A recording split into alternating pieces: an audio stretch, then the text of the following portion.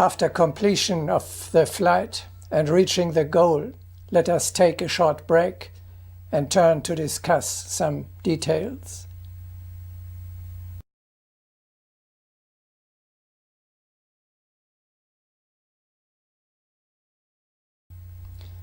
To one or the other of you, the flight to the Himalayas might appear as the product of an overwrought imagination and completely unrealistic.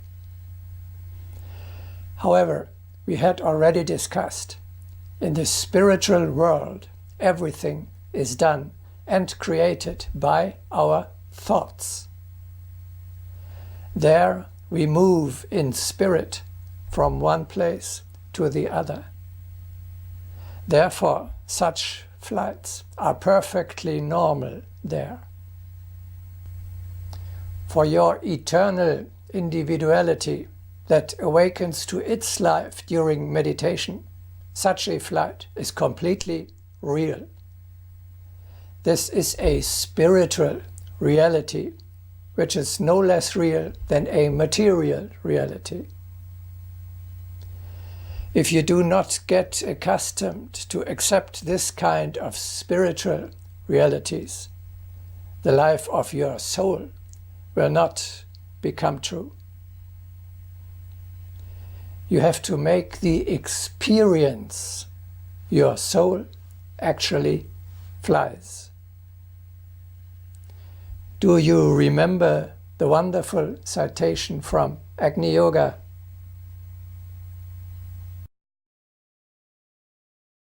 The spirit will soar up by itself and return triumphant.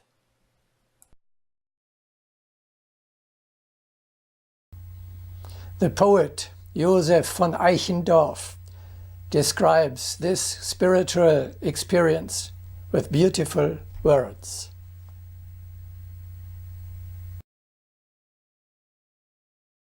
Und meine Seele spannte weit ihre Flügel aus, flog durch die stillen Lande, als flöge sie nach Haus.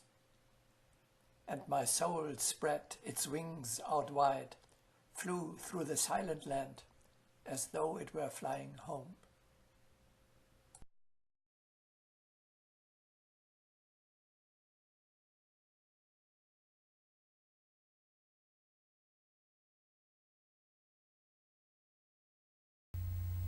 The fact that this flight is a reality you can recognize from its effect, which is exactly the same as in the case of a physical visit to a sanctuary, such as a cathedral, a concert hall, or a mountain peak. One of the great insights that Agni Yoga bestows upon us is, it does not matter whether you visit a holy place physically or in spirit, in meditation. So you can save the effort of an arduous physical journey. In both cases, your soul is purified, freed from desires and negative thoughts, and returns in an elevated state back to everyday life.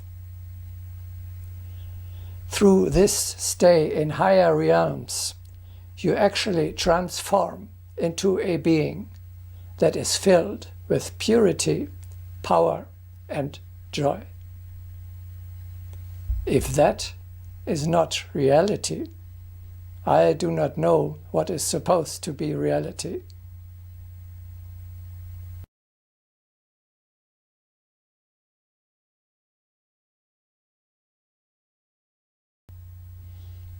You will be surprised how difficult such a spiritual flight is.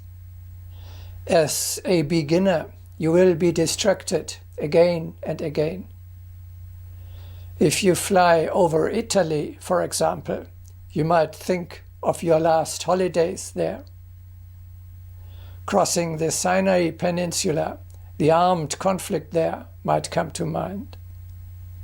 It requires maximum concentration to conduct such a flight. Those who are unable to think clearly and consistently will not reach the goal. That is the way it is in the upper world.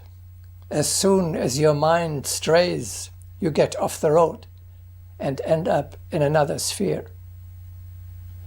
Therefore, this meditative journey is at the same time a very useful exercise and preparation for the thought creation which you will have to master in the other world after the death of the body in order to operate there in a meaningful way. Your soul has to learn to fly as a baby has to learn to walk.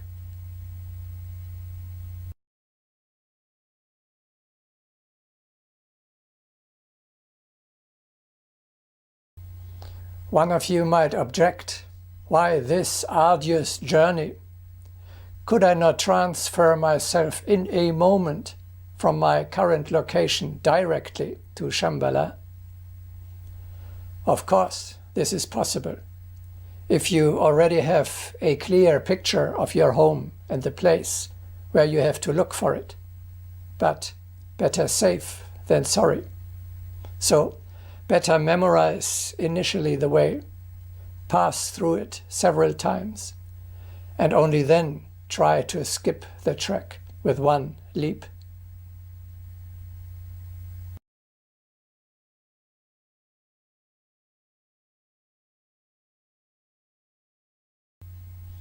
Also, bear in mind, you will have to undertake the same journey after the death of the body. We had already said, at transition into the world beyond, you have to make every effort to ascend to as high a sphere as possible, and not to be caught down in the lower spheres near Earth. What a better goal could there be for your soul than the ashram of your spiritual father? In all the confusion that reigns in the first hours after death, when you have yet to find your way on a new level of existence, initially, many do not even notice that they are dead and now living in the other world. Will it then not be helpful to be able to go on a trip that you have already practiced for years, every day? Let us now continue with our meditation.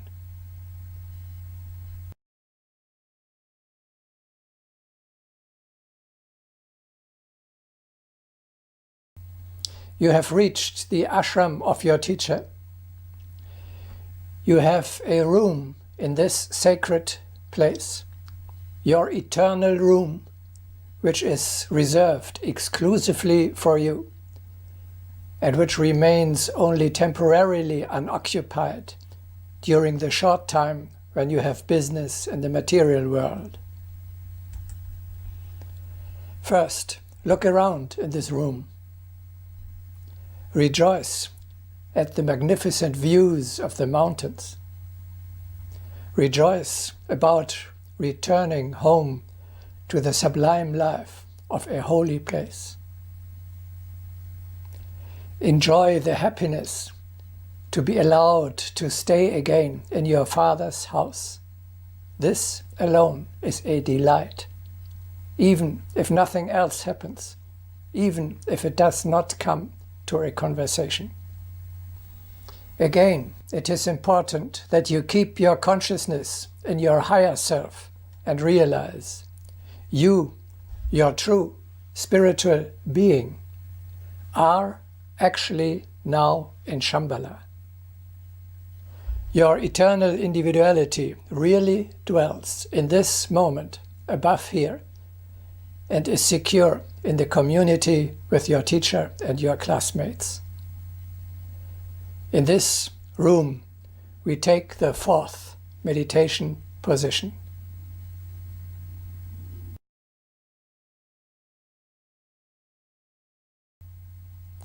You now invoke the teacher, restore the silvery thread of the connection with him, Report for service and training. Ask for instructions and orders. And reaffirm your position as a disciple.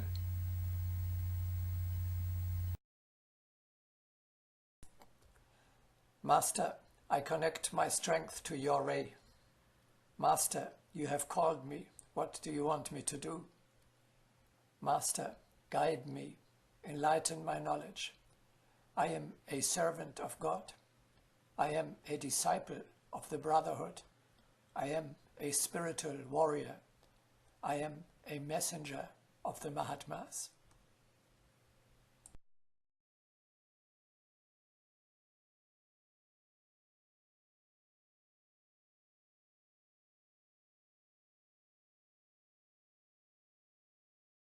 At the fifth step, you take the lotus position. Now the real meditation begins. Imagine that you actually, in spirit, participate in the life of the ashram. How will life look like in such a holy place? Practice to build up your own world in your imagination, unself-consciously as a child. You are now leaving your eternal room in the supermundane ashram and take a walk in the old building.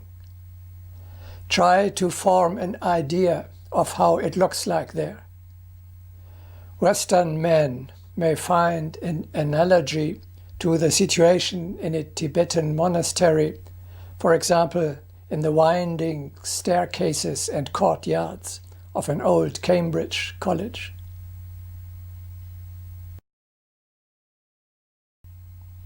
You go to the room of your teacher. You wait until he comes out. You prostrate before him. And then you go together with him to the morning meeting of all members of the ashram in the assembly hall, which is called by the disciples mockingly Great Hall of the People, in allusion to the meeting place of the Chinese communists in Beijing. In Shambhala, the 7 Mahatmas and their first 7 earthly disciples sit opposite each other. Behind these 7 disciples, for us they are, of course, great teachers, sit their respective disciples, one after the other, according to their initiation stage and their proximity to the teacher. This seating arrangement is a true reflection of the hierarchy. There, you too need to find your place and integrate yourself behind your teacher, who in turn is sitting behind his teacher.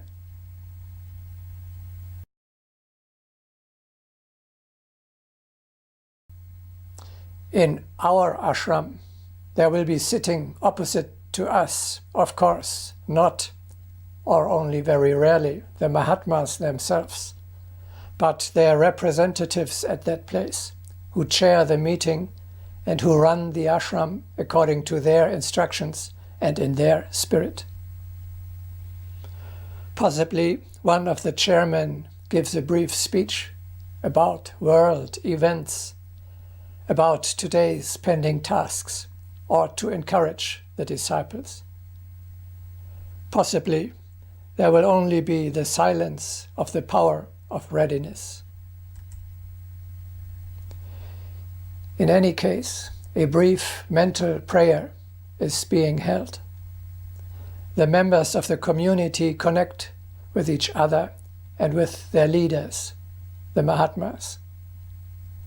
They report for service and training, and they send good thoughts into the world. Do you feel within you the exalted solemnity of the atmosphere?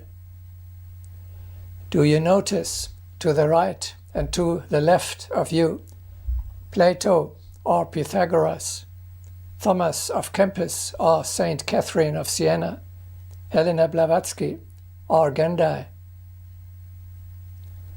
Note that you are being elevated solely by the fact that you may dwell in such a community of saints, amidst so illustrious spirits.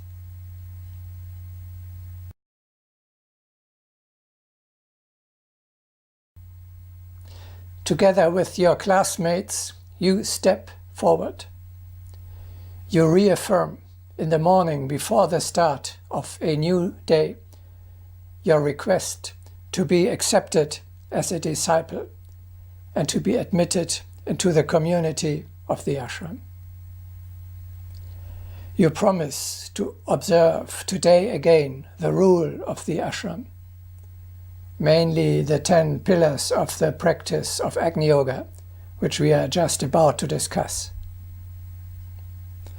You reaffirm your transformation from a perishable material into an immortal spiritual being. You take over your cosmic office, first of all that of a disciple, and maybe also certain additional functions within the community, such as porter, cook, teacher, gardener, translator, envoy to the world, etc.